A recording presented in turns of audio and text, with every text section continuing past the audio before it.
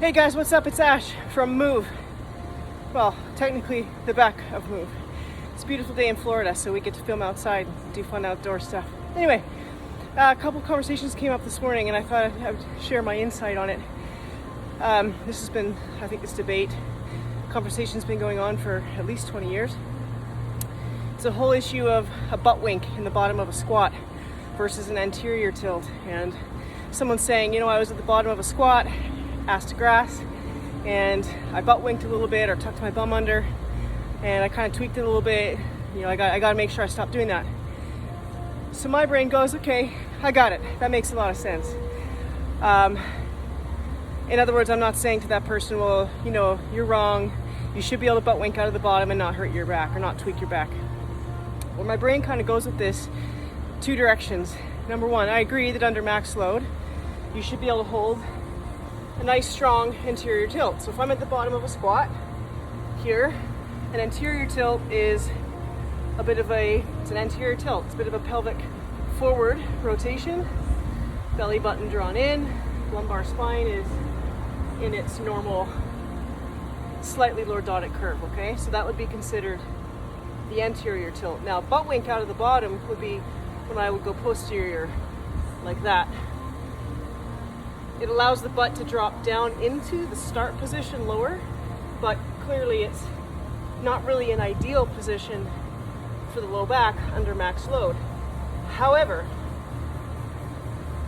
I do feel strongly, based on my experience with miserable back injuries, neurosurgery, and all that stuff, that had I trained my lumbar spine to handle flexion many, many years ago, I wouldn't have injured it, because I trained it to be so strong in the lordotic or anterior arch position, anterior curve position, that I literally couldn't handle flexion. So my solution is get very, very strong in your squats, ass to grass, back up, ass to grass, back up, with the ability to maintain an anterior tilt under max load, but also with the ability to handle that posterior tilt or butt wink, shall you go there. Because number one, you will go there whether you intend to or not, and number two, you should be able to go there without getting injured.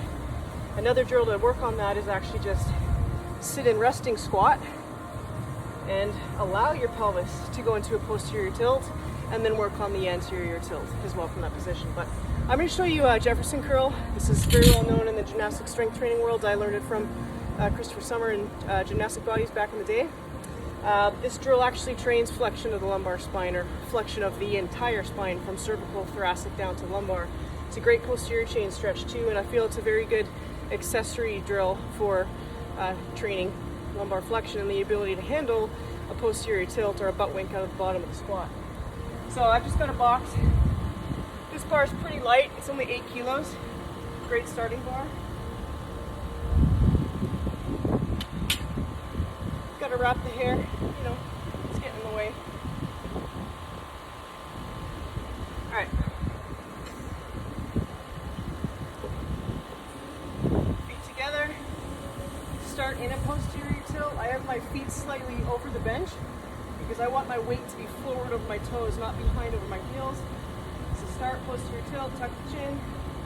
Then I'm going to round forward, each segment of the spine at a time. So I'm thinking cervical spine's rounded, thoracic is rounded, my shoulder blades are protracted, and now I start to work my way into the lumbar spine. I'm pulling the belly button in. I love a really good slow eccentric. And then where the money comes in is pulling the sacrum down as you pull back up. Nice and smooth. Don't start with an Olympic bar. This is only 8 kilos. Start with either 5 pounds or maybe even just doweling like a stick bar if your back's really bad. So chin, tuck.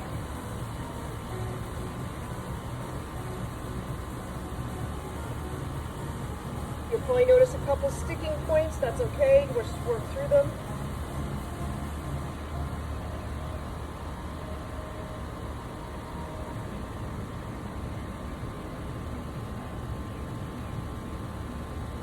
That's not my full range, but the floor is in the way. Now curl back up, rounding the sacrum, belly button in,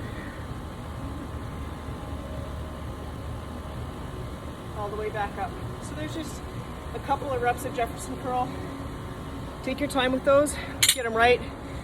And again, just to kind of reiterate where I'm coming from on this is, I agree that in the bottom of a max load squat, whether it be back squat or front squat, you maintain a strong anterior pelvic tilt. That's just sort of the most advantageous for the glutes and the low back and the thoracic spine.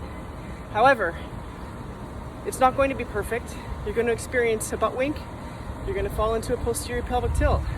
If you don't train that, when you do it under load, your back's going to tweak and you'll be that guy or that girl. So I hope that helped. Enjoy. Thank you.